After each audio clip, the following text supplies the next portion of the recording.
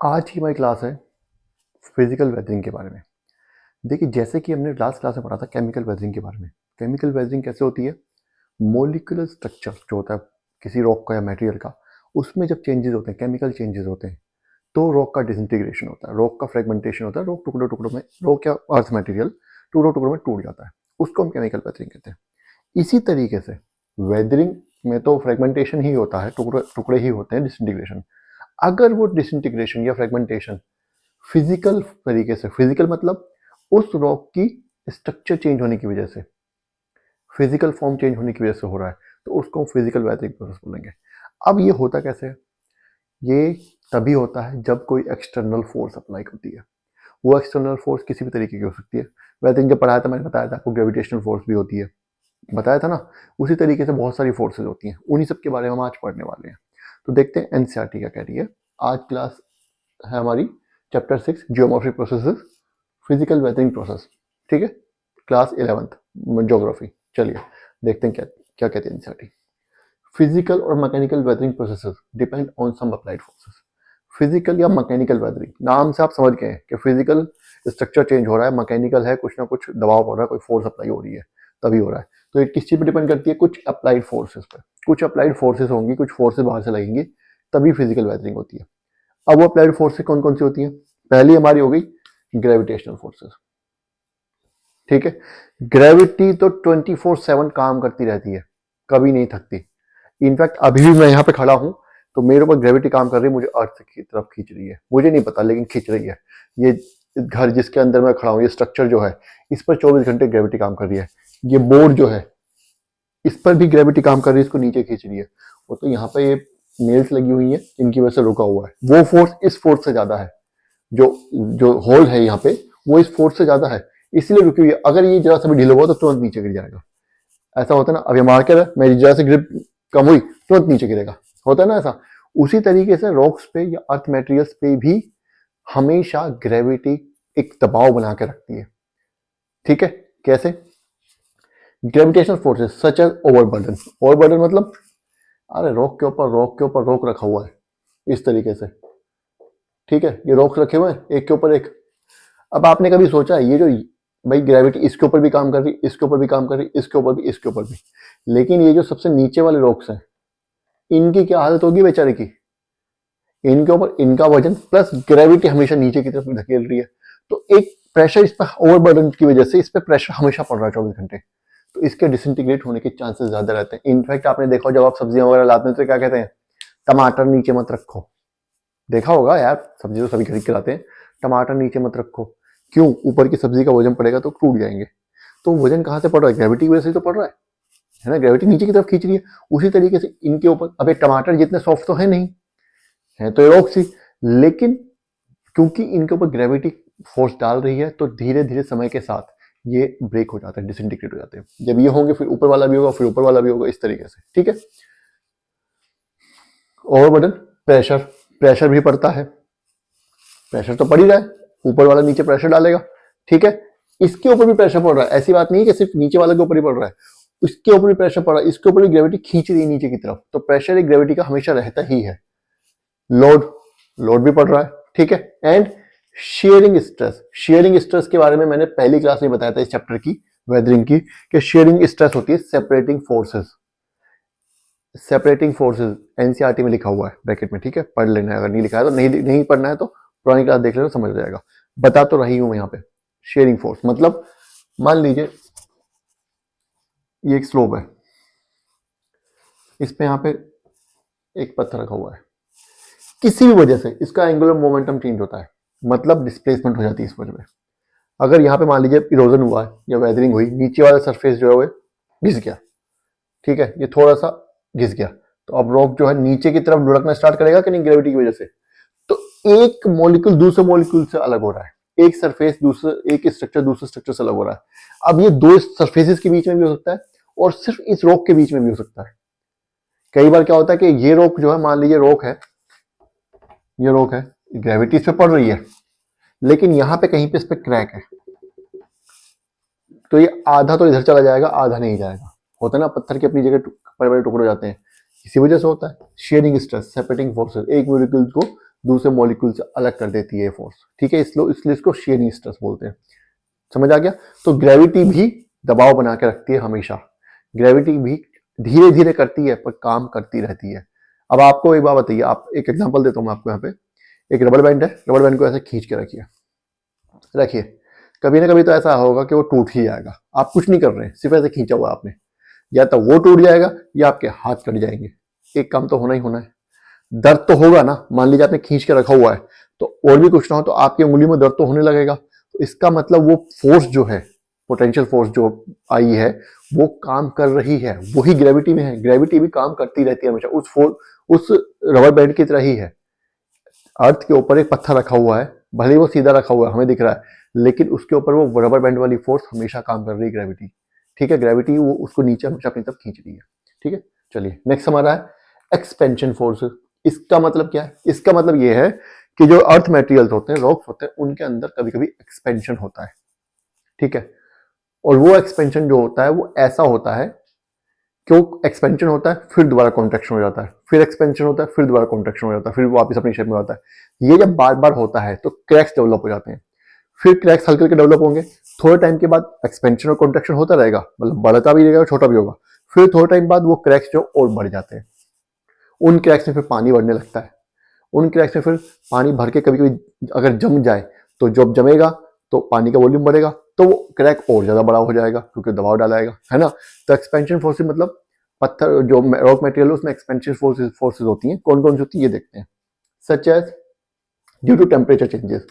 सबसे पहले तो टेम्परेचर चेंजेस की वजह से। टेम्परेचर का तो पता ही, टेम्परेचर में जब बढ़ता है तो जनरली जो मटेरियल्स हैं वो एक्सपेंड करते हैं। फिर जब टेम्परेचर घटेगा फिर कॉन्ट्रैक्ट कर जाएंगे। होता है ना ऐसा? ऐसे ही होता रहेगा तो दरारें पड़ जाती हैं, क्रैक्स पड़ जाएंगे, फिर धीरे धीरे क्रैक्स बड़े होंगे, फिर डिसइंटीग्रेशन हो जाएगा। तीसरा क्रिस्टल ग्रोथ। क्रिस्टल ग्रोथ भी हो जाती है। जो क्रिस्टल्स होते हैं अर्थ पत्थरों के अंदर, उनकी ग्रोथ हो जाती है। कई बार क्या होता है कि जो रॉक्स वगैरह उनके बीच में गैप होता है, पानी जाके भर जाता है और वो फिर वहां जम जाता है तो फ्रीज हो जाता है। तो फिर वो फ्रीज होगा तो बड़ा हो जाएगा। बर्फ, जब भी पानी बर्फ बनती है उसका वॉल्यूम थोड़ा सा बढ़ता है। समझ रहे? ये बात पता होगी आपको, या पता होनी चाहिए, नहीं पता है तो।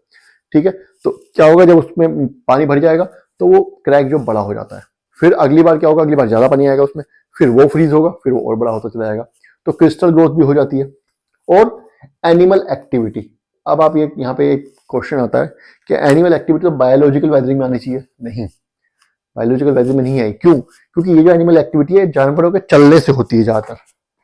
एक ही मान लीजिए कोई सड़क है, उसके ऊपर आप चलेंगे तो थोड़े टाइम बाद सड़क टूट नहीं जाती है? टूट जाती है ना हमारी एक्टिविटीज की वजह से। ऐसा होता है ना। वही सेम हो रहा, मान लीजिए कोई सरफेस है अर्थ का, सड़क नहीं बनी हुई है, नॉर्मल सरफेस है। रोज उस पर अगर हजारों लाखों जानवर चलेंगे बड़े भी छोटे भी, तो ऑब्वियसली बात है नीचे का सरफेस का फिजिकल फॉर्म थोड़ी बहुत तो चेंज होगी ही ना टाइम के साथ। और ऐसा बहुत लंबे टाइम तक होता रहेगा तो और ज्यादा चेंजेस आएंगे। ठीक है, हमें नहीं दिखते लेकिन चेंजेस तो उसमें होते रहते हैं। हमें नहीं दिख रहे क्योंकि हमारा लाइफ स्पैन जो बहुत छोटा होता है, 60 साल 70 साल 80 साल। लेकिन अर्थ का लाइफ स्पैन जो बहुत बड़ा है। ठीक है, तो धीरे धीरे चेंजेस होते रहते हैं। नेक्स्ट हमारा आ गया वाटर प्रेशर। अब पानी भी दबाव बनाता है अर्थ सरफेसेस पे, रॉक्स पे। कैसे? Control by waiting and drawing cycles, बता दिया मैंने आपको। वेट होगा फिर ड्राई होगा। आप एक काम कीजिए, एक कागज का टुकड़ा लीजिए, उसको गीला कीजिए, फिर उसको धूप में रख दीजिए, सूख जाएगा। उसका देखना आप स्ट्रक्चर पहले जैसा नहीं रहेगा, वो ज्यादा करारा हो जाएगा।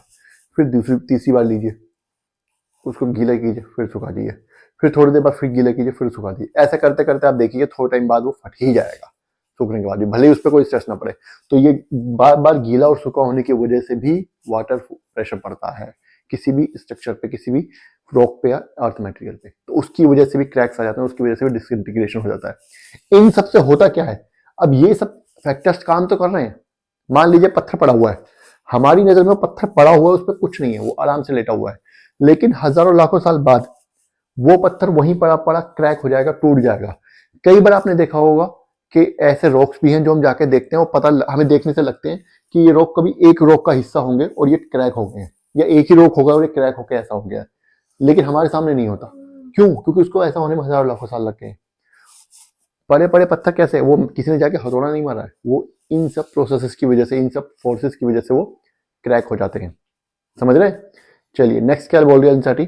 मैनी ऑफ दिस फोर्सेस, ये वाला पैराग्राफ पढ़ रहे हैं, many of this forces are applied both at the surface and within different earth materials. अभी क्या कह रहा है, लीडिंग टू रॉक फ्रैक्चर, कि इनमें से जो ये जो हमने ऊपर फोर्सेस पढ़ी हैं ये कहाँ अप्लाई होती हैं, both at the surface, surface पे भी और अर्थ के मटेरियल, डिफरेंट मटेरियल्स पे भी। मान लीजिए ये अर्थ का सरफेस है और इस पे मटेरियल है, तो सरफेस पे भी अप्लाई होगी और मटेरियल पे भी अप्लाई होगी, दोनों पे अप्लाई होती है, तभी तो क्रैक्स आते हैं। अर्थ के सरफेस में भी डिसइंटीग्रेशन का वेदरिंग होगी और उसके ऊपर अगर मटेरियल है, रॉक्स वगैरह कुछ भी, तो उसमें भी सॉरी उसमें भी डिसइंटीग्रेशन होगा, उसमें भी वेदरिंग होगी। क्या होता है, लीडिंग टू रॉक फ्रैक्चर, जिसकी वजह से एंड में क्या होता है, रॉक फ्रैक्चर हो जाएगा। अरे सपोज करो ये अर्थ है, इसके ऊपर कोई रॉक रखा हुआ है, रॉक पे तो काम कर ही रही है फोर्सेस, नीचे वाले सरफेस पे भी काम कर रही है, तभी तो ये मूव करेगा ऊपर वाला, तभी तो इस नीचे वाले सरफेस की वेदरिंग होगी, तभी तो मूव करेगा ऊपर वाला भी। इस पे भी तो हलचल तभी होती है ना, तभी तो ये स्लिप करता नीचे की तरफ। अगर मान लीजिए स्लोप हुआ अगर, तो नीचे की तरफ तभी तो वो करेगा जब नीचे वाला सरफेस हिलेगा, तभी नीचे की तरफ ये मूवमेंट तभी करेगा ना जब नीचे वाला सरफेस हिलेगा। तो दोनों पे ही काम करता है और उसी वजह से फिर रॉक में फ्रैक्चर आ जाता है, रॉक्स में जनरली फ्रैक्चर आ जाता है। तो ये फिजिकल वेदरिंग हो गया। इसमें 2 लाइनें और लिखी हुई एनसीईआरटी में, वो पढ़ लेते हैं जरा, क्या करिए।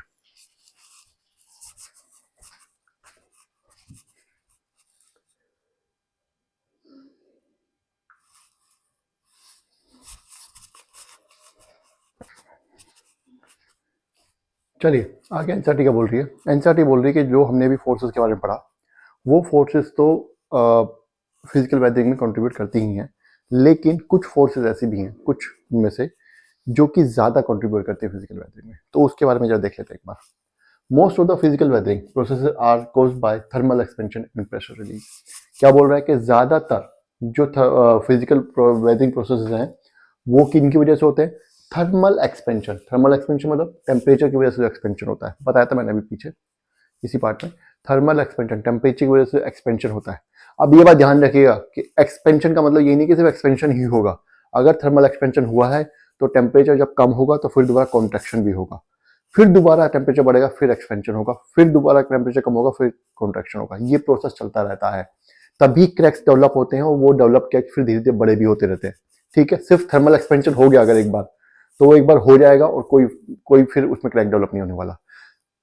टेम्परेचर कम भी होना चाहिए, कॉन्ट्रैक्शन भी होना चाहिए, तभी क्रैक डेवलप होता है। ठीक है, दूसरा क्या बोल रहा है, प्रेशर रिलीज। प्रेशर रिलीज का मतलब वही वाली बात है, ये बहुत सारे रॉक्स हैं, इनके ऊपर रॉक्स है, तो ये प्रेशर बना रहे हैं नीचे वाले रॉक्स पे, है ना। जब ये प्रेशर बढ़ाएंगे तो ये वाला रॉक, मान लीजिए कोई रॉक है, उस पर बहुत ज्यादा प्रेशर पड़ रहा है तो टूट जाएगा, या सिर्फ ग्रेविटी की वजह से भी हो जाता है। मान लीजिए एक सिंगल रॉक ही पड़ा हुआ है और उस पर ग्रेविटी नीचे नीचे प्रेशर दोनों तरफ से लगा रही है और इसमें बीच में क्रैक आ गया, तो क्या होगा, जो प्रेशर पड़ रहा था ग्रेविटी की वजह से वो रिलीज हो गया, यहाँ पे इस पॉइंट पे जो प्रेशर पड़ रहा था। अब मान लीजिए 2 टुकड़े हो गए इसके, अब इन दोनों पे फिर दोबारा बनेगा, वो अलग चीज है। ठीक है, लेकिन फिलहाल प्रेशर रिलीज हो गया। तो जनरली जो क्या बोलते हैं कि ज्यादातर जो 2 मेन केसेस कॉजेज हैं फिजिकल वेदरिंग के, वो कौन कौन से हैं, thermal expansion and pressure release. ठीक है, यहां तक आपको समझ आ गया। नेक्स्ट चलते हैं, दीज प्रोसेसेस कौन से, फिजिकल वेदरिंग प्रोसेसेस। ठीक है, फिजिकल वेदरिंग प्रोसेस जो है ये आर स्मॉल एंड स्लो, ये बहुत बहुत छोटे होते हैं और स्लो होते हैं, हम नहीं नोटिस कर सकते इनको। ठीक है, हम तो ऐसे नोटिस कर लेते हैं कि एक साबुत रॉक है, उस पर अंदाजा लगाता है कि इस पर ग्रेविटी लगी होगी, और एक रॉक के फ्रेगमेंट्स हो चुके हैं, उस पर अंदाजा लगाता है कि अच्छा तो ग्रेविटी की वजह से टूट गया होगा, या किसी भी वजह से, किसी भी जो फोर्स है कोई भी, उसकी वजह से टूट गया होगा, हम सिर्फ अंदाजा ही लगा सकते हैं।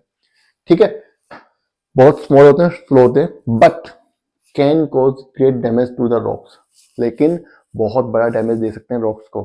क्यों, because of continued fatigue the rock suffer due to repetition of contraction and expansion. Fatigue का मतलब एग्जॉशन, बार बार फटीग, बार बार उसमें एग्जॉशन होता रहता है, वही फोर्स पड़ रही है उसमें, बार बार उसका क्षय हो रहा है उसका, जिसको बोलते हैं। ठीक है, तो उसकी वजह से rock suffer due to repetition of contraction and expansion, rocks को बार बार एक्सपेंशन और कॉन्ट्रैक्शन का सामना करना पड़ता है। ठीक है, ये जितनी भी चीजें हमने बताई हैं उन सब की वजह से जनरली कॉन्ट्रैक्शन और थर्म एक्सपेंशन ही होता है। एक्सपेंशन और कॉन्ट्रैक्शन जब बार बार होता है तो ही क्रैक्स डेवलप होते हैं।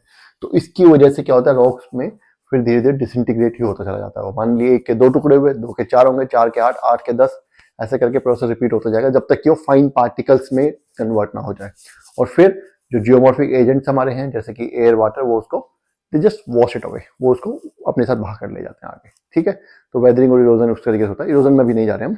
तो बेसिकली फिजिकल वेदरिंग ये था। नेक्स्ट जो हमारा टॉपिक है वो है physical biological activities and weathering, कि बायोलॉजिकल एक्टिविटीज की वजह से कैसे वेदरिंग होती है। ठीक है, तो वो हम नेक्स्ट क्लास में कवर करेंगे। फिजिकल वेदरिंग यहाँ पे खत्म हो गया। इस वीडियो को बार बार देखिए। अगर कुछ समझ नहीं आया, कोई टर्म समझ नहीं आई, वैसे तो मैंने अपनी तरफ से पूरी कोशिश की समझाने की। इन केस कुछ समझ नहीं आए तो कमेंट कीजिएगा, मैं दोबारा पढ़ा दूंगा। लाइक करना है और सब्सक्राइब तो कर ही रखा होगा अपने चैनल को। Thank you.